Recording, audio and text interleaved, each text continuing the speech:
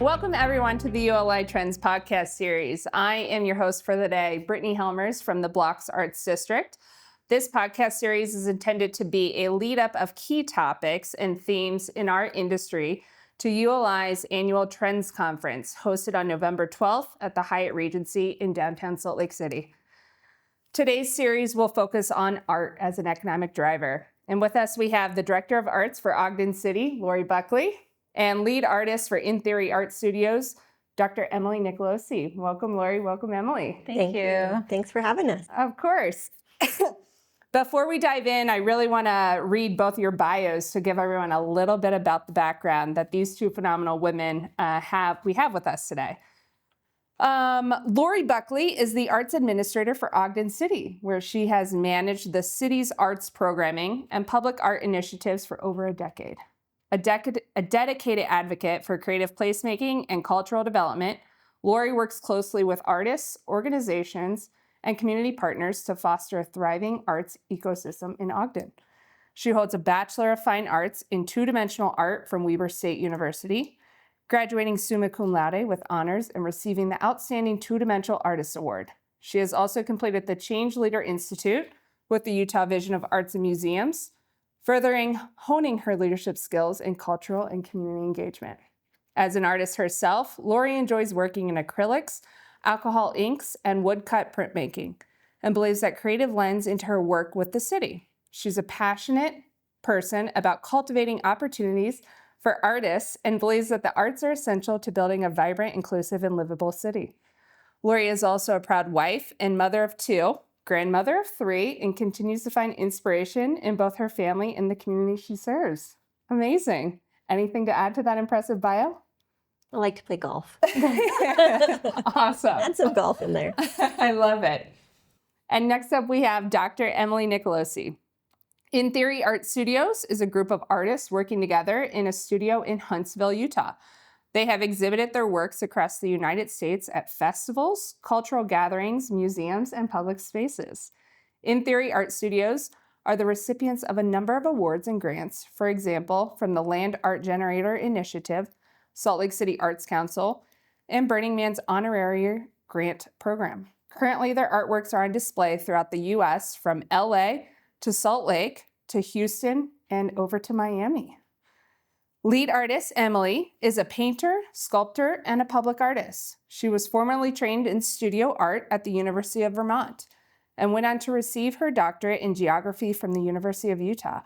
And today she pursues her interests in the intersection of humanity, place, and environment through the sculptures she designs for In Theory Art Studios. Very impressive. Thank you. Yeah. So kind of jumping right into it, Emily, building off of your bio and talking about that intersection of the built environment and art, it's really the reason we're here today. Totally. So how have you, as an artist, personally studied and seen that intersection on projects that you've been involved in? Definitely, yeah. So something I think right out of the gate to just note that's important is that my studio is really a part of a new type of art or art movement that's really exploding, I think, right now. And that the public is actually really excited about. And this is moving kind of from 3D art, how we may have thought about it in the past, like a bronze sculpture that's so forgettable that it just blends right into the background, or even like a swirling blob, like something that's so abstract that you honestly need an art history degree to even understand it. To moving to art that is really monumental, meaning like very big, art that's more symbolically relatable to people than abstract. So let's say a rainbow instead of that swirling blob. Art that's interactive or immersive, so something that folks can touch, manipulate, or change in some way, something they can be inside of or surrounded by, and often that incorporates digital light. So this is state-of-the-art LED technology that has some really amazing capacity for complex programs that are really mind-blowing. Again, and this type of art is really changing the boundaries, and I think I might be biased, but I think really exciting in that it's redefining what art is in a way that's so much more engaging to the public. Cool. We do two types of exhibitions in regards to public art: permanent pieces and temporary exhibitions, and they're usually outside. In regards to permanent public art pieces, I think there's a really big potential to provide a really long-term transformation of shared space. Urban environments can tend to be very gray. They tend to lack color. And I think they also have a tendency to look alike. Like, I've seen a lot of developments go up in cities all over the country, like condos in Austin, condos in Salt Lake, condos in Phoenix, and they all look exactly the same. And it makes me feel like this place could just be anywhere. So why should I feel motivated to want to go there, to want to live there, or spend my money there? So there's two things there, like a sense of being boring and gray, lacking color, and a sense of not feeling like the place where you are special in some way. And art really has the power to transform both of those things, to bring in color that really has an impact on people's moods, on their desire to be there in a space. And occupying a space, of course, comes along with an economic impact. People are going to stay there, go out to dinner, go to the restaurant, go shopping. And it also could make folks feel like they're somewhere special, like it might even motivate them to travel to go there. So here's an example. For my bachelorette party, I decided we would go to Santa Fe because I really wanted to see the unique Pueblo architecture and go to Meow Wolf, which is an immersive art experience. Some of the work that we've done specifically, we actually just barely finished installing 2 entryway sculptures for a new plaza in Sunrise, Florida. Sunrise has taken what was an empty lot and turned it into a huge community hub and space of economic activity by creating an art plaza. The art plaza has a couple of permanent art pieces like ours, and then it also has several rotating ones. It's got a stage where they do performances, a big space with great seating and landscaping where they host events like farmers markets. And that really gets people out of their houses and into a place where they can celebrate their community and help support local businesses. Other cities do different things. Some cities have a rotating program. So we have a piece, for example, in Los Angeles, that's a part of a rotating art program. Every 3 years, the sculptures get switched out for new ones, and that's a great way to support the arts, giving artists lots of chances to exhibit and keeping the public engaged by making it new every few years. And other cities even have a program where the sculptures can be purchased for a small commission. Amazing. We also do temporary exhibitions with our artwork, so events like music festivals, art festivals, light festivals. The Light Festival analogy probably is the best application to the development context. Cities all over the world, I think I last counted like 200. They will put on a festival of light, usually around the holidays, not always, where they bring in anywhere from a dozen to several hundred art pieces to light up downtown areas. So we've done one in Salt Lake City called Glow for the past few years at the Galvin Center. And this has been a big driver to get folks downtown in the cold winter months. They come down to see the artwork, which fills this big plaza. They take lots of Instagram photos, and we've even seen other fun things like people shooting music videos or doing shots for film. We saw a wedding there once, and then they make a night of it by going out to dinner or going to the bars downtown. There's a couple of festivals that have some really interesting data about the economic impact of light festivals. In Reno, Nevada, the Western Lights Festival in its first year last year and in only 3 days brought in $2.1 million to Reno. They had 61,000 people, 12% of them booked a hotel, 71% of them shopped or dined downtown, and more than 25 businesses benefited. In Portland, Oregon, the Portland Winter Lights Festival, which is about 10 days, brought in $9.1 million to Portland last year, with the average attendee spending about $36. They had 253,000 people in attendance. 19% of those were visitors, and they engaged 193 businesses. And get this, 97% said they would return. Wow. And that really speaks to like how popular that kind of event is. And just one last one I'd mention is the World of Winter in Grand Rapids, Michigan. These guys have a really cool model where they partner artists with downtown businesses to do art displays in their windows which is really like a win-win-win for everyone. The artist benefits, the business benefits, the visitors benefit. Those are some big numbers. And yeah, I mean, we're talking true economic drivers. We're talking true economic vitality through the artwork that you're bringing into cities. I'm really excited because we have you as a public artist here and Lorie, you here as an arts administrator from a city. So Lorie, tell me about how are you defining art in Ogden? I know we have the new Monarch, the Dumke Arts Plaza, and the Creative Nine Rails District. Tell me how you're kind of defining art. So really the best definition of art in Ogden is it's authentic and it's accessible, and what drives it is the community. Yeah. So you really can't have a good art scene unless you've got the community backing behind it. You can't really program at a city, or I mean at residents. It needs to come from them, and it's kind of a grassroots natural way to build the scene up. I don't look at art as a decoration or anything. I'm trying really hard to integrate it into the fabric of the city. So it's really important that and I'm looking at ways to put it in the infrastructure, so it's in your daily life. You're interacting with it in a way that, you know what I mean? It's just like, oh, you know, these utility boxes have art on it, or the bus stations have art on them. You know, there's the Dumke Arts Plaza, which we recently built. It's an outdoor plaza, kind of like what Emily was describing, but it takes away that intimidation that you feel when you go into a white space gallery. You know, you're like, I don't know how to talk about art. I don't know anything about it. You know, and like she said, the super abstract stuff, and people are like, oh, it has this deep meaning, and you're like, I don't even understand this at all. And so my focus has been for the past 10 years is to make the arts accessible and consumable by the average person so that they can have it in their lives. It's inspiring their children, it's inspiring them, and I think just builds that creative energy that makes everything better.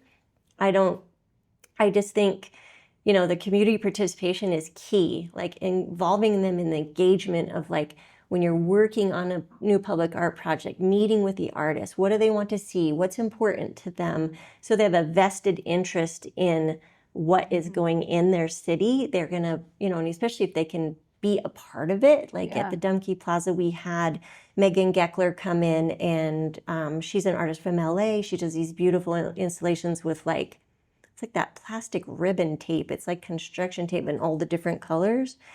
And people got to tie the ribbon all along the fencing. I mean, it was hundreds and thousands of ribbons. It was crazy in this big hanging piece in the middle of the sculpture. But so many people got to come volunteer, children, youth groups, senior citizens came and sat and tied the ribbons on. And so they brought their families, they talked about it. There's so many social media. And so you're building that that buzz and interest, and, even a non-art person, a lot of people that really have nothing to do with art in their lives are consuming this and being, inspired and, spending their time in the creative district because we've built it so it's not intimidating. You don't have to know anything. And so art is that opportunity to engage with any and all. And I think that whether it be developers or property owners have that ability, we all need to engage with something. And I think art can be that ability for developers or whatnot. Right. And we've become this experiential society. We're looking for the experience, especially young professionals and young families. They're always going,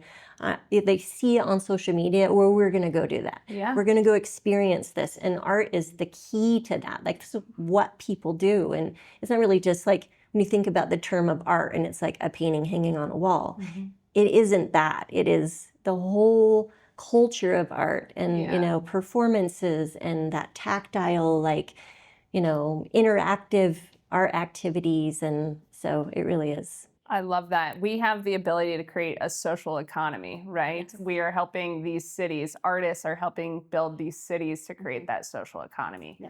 So I think there's a big thing there. Lorie, kind of building off of that, Ogden has seen major success as a city leading out with art. And would you mind talking about some of that data that you've seen from this? Sure. And before you go into that data, paint me a picture. What did Ogden look like 10 years ago before Ogden invested in leading out with art?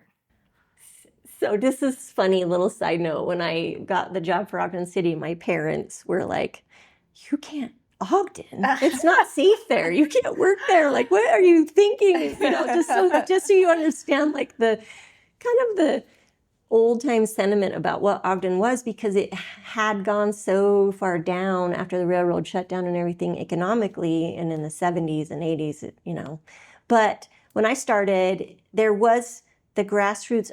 There were artists there, and it's usually generally where they're going, where it's cheap to live and they can afford to live and work. So it had this burgeoning small art movement, but there wasn't a lot like in the public realm. So we had a small art stroll. There was a couple of little organizations like the Eccles Community Arts Center, a little grassroots theater company. So there was a little bit of art, but you really couldn't interact with it unless you knew where it was or how to do it. And so I came in, and it's been a little bit like turning the Titanic, to be honest with you, convincing administration and council members that public art isn't a painting on the 6th floor or something in the county building behind security gates, and getting it out into the public realm. And that's the key piece, I think, of you need the creatives there that are, working in their studios, people like you, we have a lot that,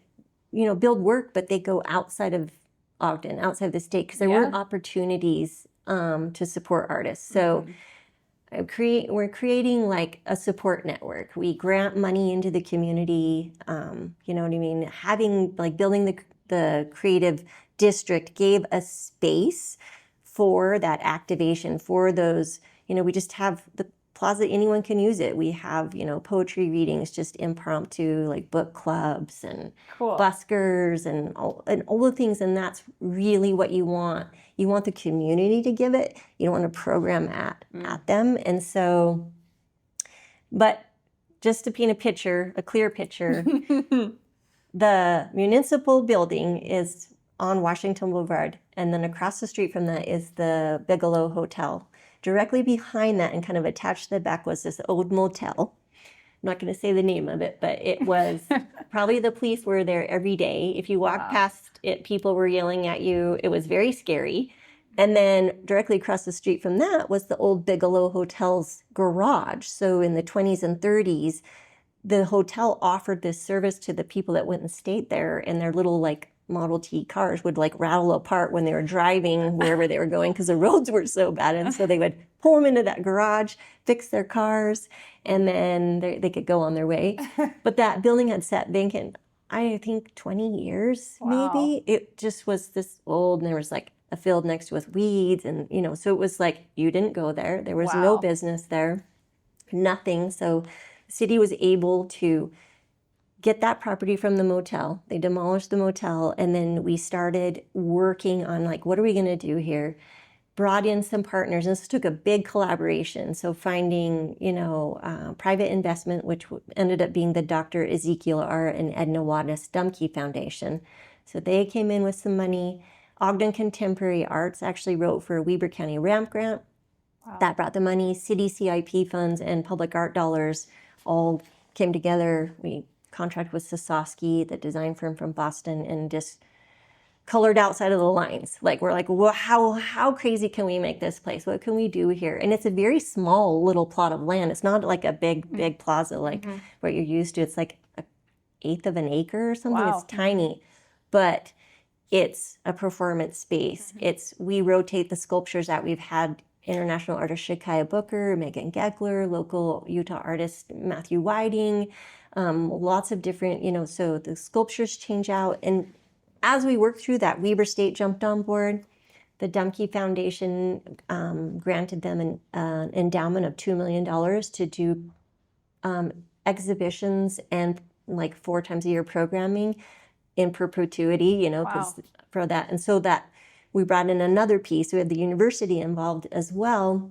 And so it's just this big collaboration of community members to make this amazing civic space that the community is just welcome to use.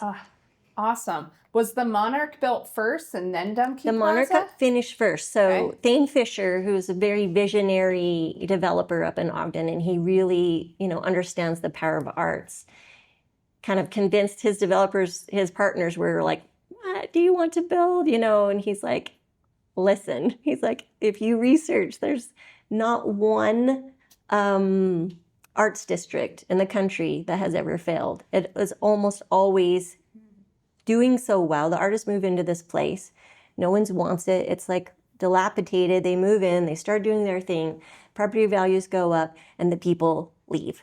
The artists leave because they can't afford it and all the businesses move in and, it starts over somewhere else. But so he convinced them, they come in, and the Monarch is just an amazing, cool space. It's got like 40 or more, I can't remember the exact number, of open artist studios. So the artists actually work and build their art in there. It's an event space, like people are getting married there. There's a restaurant, the Ogden Contemporary Arts Gallery is in there. There's, a salon on the basement, and, they have open studio night on our first Friday art stroll evenings, and it is full. There's live music and drinks and food, and it's an amazing experience. And it just really, those two coming online, that one got finished first, have numbers. The property value I have my numbers from 2017 to 23. I'm sorry, I didn't get anything, but it's gone up 175%. Property value. So that's a huge increase. I think, let me see, I think it was $100 million, if not more. And then we use Placer AI for tracking people's movements and dwell time. And we've got an average dwell time in the creative district of 115 minutes, which is really unheard of. Yeah. You're usually getting 10 minutes, 20 minutes. And, visitation rates are up 82%. Our tourism dollars, we're working on an economic impact study for arts and culture with Visit Ogden. And the numbers are showing that outside of town visitors are spending on arts and culture $28.8 million last year. And then economic impact of arts and culture kind of, on a whole is $356 million with, over 2,400 jobs in that sector. Right. So it's a big economic driver. It's a great tool for cities to use. Are you seeing more things pop up that people want to be closer to that urban core now? Yes, definitely. It's been kind of a little bit of a frenzy, trying to snag the pieces of property up, and what I mean? It's the pandemic, of course, slowed everything down, but it's ramping back up it was they put pause and then, it's coming back. So those numbers are slightly skewed because I think if we hadn't had the pandemic, it would be even higher. Wow. Kind of going off script a little bit, would you say it was private investment that took that first step, and then it was public and private investment to build the plaza, which really helped build the property increase? So city kind of followed private investment. Sort of. Okay. I would say in theory, yes, but the city was already looking for something to do, and we knew that that's what we wanted to be. And I was like, okay, I'm going to save up for something here, and maybe in 10 or 15 years I can get this accomplished with little bits of money encumbering towards it. And then the private investor came in, and that made it immediately feasible. Wow. So people are going to be wowed by those numbers. That is fascinating, and obviously we can see the major success that Ogden has had from that. So I think that's unbelievable. Thanks. Changing gears just a little bit, because you brought up some of the opportunities that there are for artists through this space and through this development. But Emily, I want to hear from you and your perspective. What are opportunities for artists in Utah, or even better, what opportunities are not there? Totally, yeah. So I can speak to this as a public artist. So in the public art realm, we do see a lot of art calls coming in from the cities and from the state for permanent works in buildings like libraries, universities, college buildings, parks, and even the state-run liquor stores. I think there is I think there is really a missed opportunity, though, in getting more art into and outside of private buildings in empty lots. Like, why not fill them with art while building plans are being made, right? And in downtown areas in general, again, the art can be such a huge draw to bring folks into the areas, get them genuinely excited about hanging out there, who then go out and spend their money in retail or restaurants. I think art could also really have the potential to draw folks into new hotels and apartment buildings. Again, it creates a feeling of not just being nowhere or anywhere, but somewhere really special and specific. And public artists are really great at doing site-specific and place-specific art. When the art can reflect that sort of attachment to place, it could also mean for developers a higher motivation for folks to be attached to and to want to stay at and support their apartment buildings and hotels.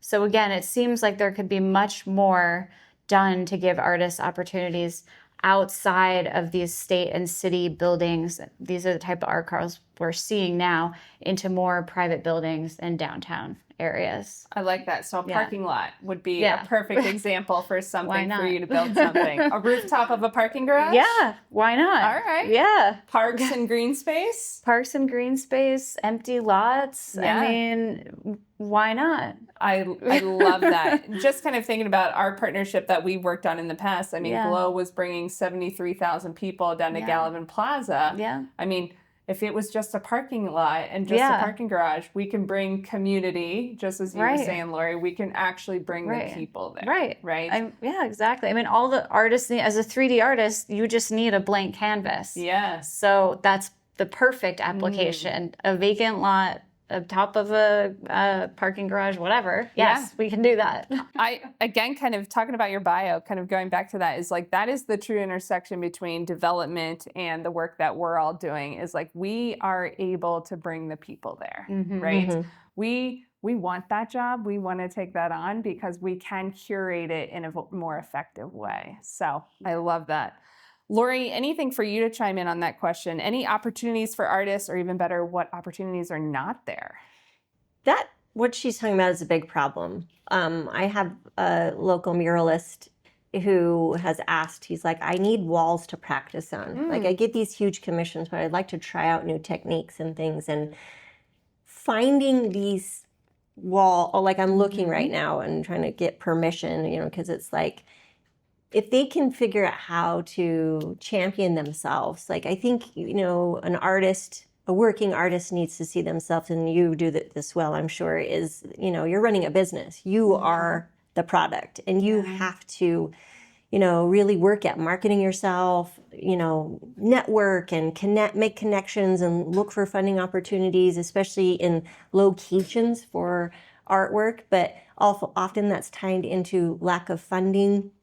Look for grant money. Like, we give grants. Ogden City gives $150,000 back into the community every year in the form of grants. Like, an individual artist could apply for money, and a nonprofit or a small business, as long as that project or programming is benefiting the citizens of Ogden. Grant looks good, budget looks good. We're going to give you money so that you can do your thing. But getting those permissions is a whole nother problem, and that is then just networking, getting in touch with city people, who owns the property, getting in touch with that property owner, because there's a lot of private business owners that would love to have a mural. That's how South Salt Lake does their mural program. They've just gotten all these private business owners they're like chomping at the bit. I want a mural, I want a mural. So they've created this like environment where the business owners are like waiting in line to get a mural on their building. Right. And so that is just all the groundwork that needs to be done, to get that. But the state, it's great. Utah State Division of Arts and Museums, they've got grant opportunities. They've got, artist calls you can answer, get on cafe, look for art calls, like Coda Works. Yes. And, Utah Arts Alliance even, they have like a cool little program called Connect. And if you're a visual artist, you can go, it's free. You can network with artists, show your work. Sometimes they critique or you learn something new. And then they select winners, and if you make it to the end, you could get grant money, that just pays for your supplies, anything that helps, but you've got to run your business. I think that's why this conversation is so important, because we can start to make those connections between members of ULI, property owners and developers, and those artists. And we can start to kind of say, hey, if you're looking for something, I'm also, as a part of the blocks, we're very adamant about paying artists exactly what they deserve, right? Yeah. We cannot create a free world for artists. We have to ensure that they are able to live as well.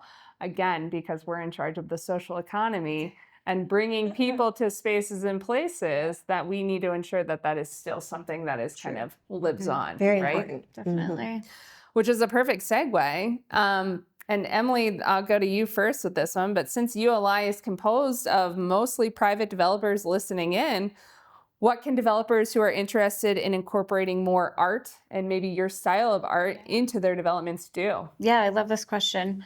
Lorie just touched on this a little bit, but I think similar models to the programs that cities and states use could be used for developers. So typically this involves putting out a call for artists that artists can find in a big public database like Cafe. So on Cafe, artists can search these calls from all over the country and easily submit their applications. Then the cities take those, they review the applications. They'll usually shortlist somewhere between 3 to 5 artists. Those artists then develop a concept for the piece, so like sketches, drawings, 3D models, a budget, and the city then chooses from the shortlisted artists. Light festivals also often use that model. But I will say also sometimes the interaction is a lot more informal. So a connection might be made between an artist and someone interested in displaying their art because they've met each other in person, or maybe they know someone in common, or they may have seen their art online, like on Instagram, or on a more art-specific platform like CodaWorks, which I think you mentioned, where anyone can go on and search for artists who have a profile with images and descriptions of the artworks, and they can contact the artist directly if they're interested in exhibiting their work. We also have booked a lot of exhibitions through those more direct and informal connections. Honestly, it really depends on what works best for the person looking for the art. Doing a formal RFP is definitely a little more of an involved process, but it can also help collect a really big array of options. Usually there's a few hundred applications for any art call. On the other hand, there's probably some time savings making direct contact with artists, and also some advantage if the developer is looking for something very specific. They can directly search for that and book an artist. So like, for example, someone was looking for a heart artwork. They went on CodaWorks and they saw our artwork called Cora Loco. They sent us an email. They said, can we book this? And we said, yes, of course. And just as a small plug for us, you can find our work on CodaWorks or on our website, intheoryartstudios.com, or on our Instagram at in_theory_art. Very nice. Very plug nice. in there. I'm so glad you did that, by the way. Everybody needs to see your artwork. It's absolutely beautiful. It is. So, it's amazing. Yeah, so we need to push that. Lorie, what do you think? Since developers are kind of listening, what can developers who are interested in incorporating more art into their developments do?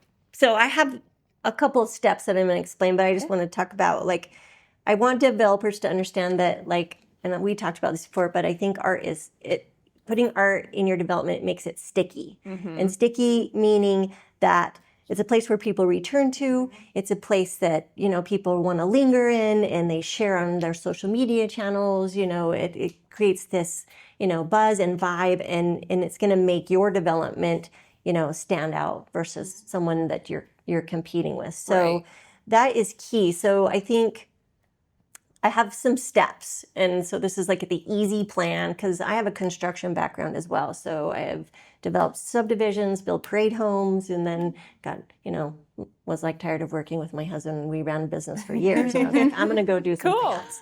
But you want to engage an artist with you really early in the design phase. You can't think about it, I need art and I'm going to stick it on after. Because then you're like, where do I put it? Where does it actually fit? It doesn't really go with your design. So it's really important that as a developer, you're like, I need to engage with a public artist. They're super creative, and just simple ways of inspiring your property or your development to be different. Like maybe you have really interesting shade canopies, or, your bicycle parking, or just the lines on your building. You've got a really creative architect, you've got colored lighting. It's like the stuff you're already putting in there, you can tweak slightly and really pull in this energy and, achieve the artistic, creative vibe that, the experiential, people that live among us are looking for. So engage with your artists early in the planning process, make sure, respect their opinions, listen to them. They've got great ideas, and like you said, paying them adequately is super important. Many of them are carrying degrees and several, decades of work and knowledge that they're carrying. And so their time is worth money, their product is worth money, and it's going to help you with your overall value. And then how you find those artists is you can work with a local arts agency. Almost every city or county has a local arts agency. If you want a list, like the Utah State Arts and Museums has contact lists for the entire state of Utah, local arts agency contacts, and they have the pipeline of these are our local artists. I even have on our website local artist database, and it just lists hundreds of artists, their email contact, their link to their website or their Instagram or whatever. Yep. So you can find an artist. Make sure you're budgeting in your pro forma a line item for art. Like that's key. And it doesn't have to be a huge amount of money, and you know what I mean? Or just budgeting and knowing like we're going to do lighting on the outside, but we want it to change colors or whatever and shine up the side of the building. And that could be all it is, but you're already going to put lights there, but you just do the extra little tweaks. So make a line item. So you've got windows, landscaping, art is in there. And think beyond the bronze sculpture. Please. Like that is, like we said, I'm not dissing on bronze sculpture. No. And I respect artists that build them, and it's so much talent, but they kind of disappear. Right. We're so used to seeing them, they don't stand out anymore. And it's in the realm of kind of boring art. And so you want, interactive tech and lighting, like the art that Emily and her studio does, murals, even sound, yes, green space activation, programming. So you're creating this environment or this, experience really and it's, just thinking a little bit out of the box. So that's important. Engaging your community is really key, especially for a developer. And if you're like doing a space and you're trying to sell condos or you're trying to book apartments, if you can engage the community, and maybe you have your artists do that. Your artists that you bring on can do a community engagement with the people. They get vested and interested in your property, and then you're creating that buzz. They're talking about it. It's like free marketing. It's like the best idea ever. I'm so glad you said that. Have the artists help with community engagement, because then the artists can also create a bigger storytelling purpose through their art, and then they have more meaning in their investment into that property. Yeah. So, and then you're going to leverage your art as a placemaking tool, you know what I mean? Because we know it's sticky. It creates dwell time, it creates visitation and repeat visits and social media and press coverage. So you're going to use that. It's going to draw people there. You can, just like you said, you're going to use it to make more sales, book more apartments, sell more, commercial space, or whatever your development may be. That art is a huge placemaking tool that you can use for marketing and all the things. So, but, and there's also, if you're a developer and you're like, I missed the freaking bus, like I already did it. So you can use art as an activation tool. So you're going to bring in an artist or an event producer or music group or whatever for temporary activation. So you can do, you've seen all the light projections where they shine on the building and it makes like they outline things or whatever. They're super cool, especially in winter, when there's not a lot happening, but we have a lot of dark hours. You can do, performances, pop-ups, workshops, all kinds of really fun things with art that then are activating your space, bringing people to your space, which is really what you want as a developer. And so those are my my steps that I think, are really important. So, I love it. We can chalk that up. I think that's amazing. yeah. I think the other big thing that you highlighted was permanent art and temporary art. Yes. I think what you have done such an amazing job with in Ogden is creating that permanent plaza for daily use 365 days a year. And then understanding that temporary activation can be built on top of that and can grow the audience even more. Yeah. So you kind of have that both. Always want to be activating your space. Yes. A permanent art sculpture, they're awesome, but they kind of lose their luster after a while. So you've got to be programming around it and bringing things to it. So like a plaza, like you talked about, they have some permanent pieces, but they do have temporary and they change it out. So it's always, you've got new energy, and so you're building places, that people want to be. Right. They want to go where the experience is. And so it's a great metric for long-term value. Right. And I'm going off script again, but that's a really great thing to think about for that 1% or 1.5% for art that developers need to put into their developments. Yep. I have had quite a few performance artists reach out to me and say, can we use that 1% for performance art? And I'm like, we can figure it out. We can make something happen. My ordinance in Ogden is ephemeral art falls in under that. So that can be anything temporary, performance art based too. So I could use my public art dollars for long-term sculpture, improvements, Dumke Arts Plaza, things like that. But also I could bring in Ballet Folklorico from Mexico. Amazing. For, because Ogden has a high Hispanic population. So we can use public art dollars to activate and, engage that part of the community with a performance. Amazing. Emily, now I'm excited to kind of hear and just thinking about all these things that are happening in Ogden. I want to know from you, what would your dream project be if you found this space and if this space was around? Yeah. Oh my gosh, that's such a fun And maybe it question. could be within Utah, within all of Utah. Yeah. So when I was thinking about this question, something that immediately came to my mind is there's this really cool project that went up in San Francisco called Naga. It's a 100-foot long, 25-foot tall sea serpent. And they actually installed it into a pond. It has LEDs. It's really state of the art. It actually blows bubbles out of its nose. And I think about this project. I think it would be really cool to do a really large, monumental piece somewhere in Utah that is fun like that. That is kind of magical in that way. The second thing I would think about with this question, and another piece of work that comes to mind, is Philly's Magic Gardens by Isaiah Zagar. I don't know if anyone's ever been there, but it's a real gem. So Isaiah Zagar took what was a vacant lot full of garbage and rats, and he made it into an immersive art experience. He created these tunnels and staircases and walls filled with thousands of mosaics, and it's now become really famous.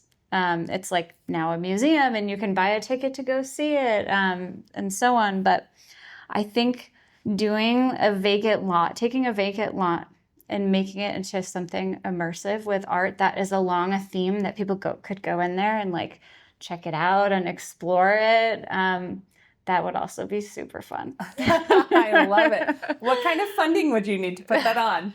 Oh boy. The bigger the art, the more expensive the price tag, but the bigger the impact. I'm not sure what the budget was for Naga. I would guess maybe $150,000. Okay. I know to produce a smaller work of art, like the type of art that we make, our budgets are between $25,000 and $100,000, depending on the artwork. To create an immersive space, you could do it in a different way. You could go to the community and say, hey, we're going to do this together, and we're going to maybe use upcycled stuff. And so maybe you could do it with a lower budget. Yeah. It really depends, I guess. But I think compared to the budgets of a lot of these buildings, it's not that much, right? Right. So Was that art built site specific? Was Naga built site specific, or was it built beforehand? Not. It was built for Burning Man, and it was next to a crashed pirate ship. Whoa. Which was really cool. All right. You could like walk up into the pirate ship and you're like kind of hanging on, of course, because it's like, you know, on an angle, it's supposed to be crashing into the water. But, you know, Burning Man actually has, I think, been transformative to the art world when we're talking this type of different art that we're doing. Right. It's really changed the perspective of what art can be. Right. More engaging, more interactive, more symbolic, relatable. Right. Yeah. Man, for just one night only, a couple weekends ago, we had a couple artists in town in Salt Lake City who built an art piece called a Parthenium. And it was built out of over 100,000, oh my goodness, 100,000 LED lights. Yeah. And then stood almost 40 to 50 feet tall. Right. And it was built on the USA Climbing site owned by the CRA. And I'll tell you what, for one night only, just seeing the amount of people, again, that social and economic vitality that we're trying to build, for one night only, people flocking to that site to see that. They may not be going to Burning Man. I mean, we realize that Salt Lake City is yearning for something like that, right? Yeah. And we can do that on properties before they're built. We can do that in parking lots. We can do that on parking garages. Again, we kind of just need to figure out how we change that vision to ensure that we're bringing that art there and bringing people and walking past like those spaces. And just as you started, is then they're spending money and creating true economic development. Exactly. So, Lorie, as an arts administrator, tell me what's next for Ogden and the art scene then. You seem like you've done a lot. Tell me more. So I'm, of course, always working hard to like keep integrating, you know, art into our infrastructure. We're working on a new general plan for the city. So I've been spending a lot of time, you know, we're advocating that the arts be included in that general plan because it wasn't in the other one. And then I have a master plan for arts and culture that's coming up on 10 years old. So I'm going to be working on revamping that because a lot of the things that we thought were important, we've already achieved. And so, you know, it's a value-based plan, but it needs to be updated. But I'm working on a really fun project, a public art project on Kiesel Avenue, which is a little connector street between 24th and 25th, right behind the Pires Egyptian Theater. There's a large parking garage there, and so we're doing a mural on the whole west side, and then there's a cable that runs, you know, down that road, you know, just like zigzagged from building to building, and then we're going to hire a public artist to do something that integrates light and small pieces of maybe like spinning or some sort of artwork that kind of feeds off of the mural. So I'm going to make the mural artist and the public artist, you know, the like three-dimensional electric artist work together on a project for that street. And then it's solving a problem because that street's not used. It doesn't feel safe. It's not walkable, but it's the connector between the Junction Shopping District and the historic downtown district. And so that is my solution. That's what I'm working on. I love it. So you're saying a more activated street creates a safer street? Very much so. We've definitely noticed if we're putting art there, it just even psychologically feels better and safer. And so that has really been key in Ogden where, you know, we have a lot of graffiti. We paint it over with mural. They don't touch it anymore. It's like, you know, it's really a good problem solver in the, you know, when you're looking, you know, you're trying to mitigate problems in a city. We're actually activating Lester Park. We've had a lot of problems with, you know, unhoused people and you know, a little bit of like drug use and things. And so we're activating with art activities and workshops and, you know, like reading groups. And so you're bringing the people who normally would not go there coming there, and it makes it a safer space. So, you know, like the creative economy really isn't just helping cities thrive. It's like leading the charge. So, you know, just developers, they can build the stuff, but the artists bring the soul, and the soul is what's important. So that is, you know, that understanding and, you know, understanding that the investment in the arts brings so much is really the future of a lot of communities if you're thinking about it right. So. Well, thank you so much. That is fascinating information to think about. And Emily, thank you so much for bringing your expertise as an artist to the table. I think if there is anything that we really want to walk away with, again, is we are building and I say we as a part of building the Arts District in Salt Lake City, we are all in charge again of building that social economy and like bringing people to the spaces. So it can't be forgotten. It can't be built without us. And it's big work. So I appreciate even you mentioned you've been moving the Titanic for 10 years. It is understandable, and it is. My turn. Well, thank you all for joining us today for the podcast, Art as an Economic Driver. And thank you again to our co-hosts here, Emily Nicolosi and Lorie Buckley. We will see you all on November 12th at the Hyatt Regency in downtown Salt Lake City for ULI Trends.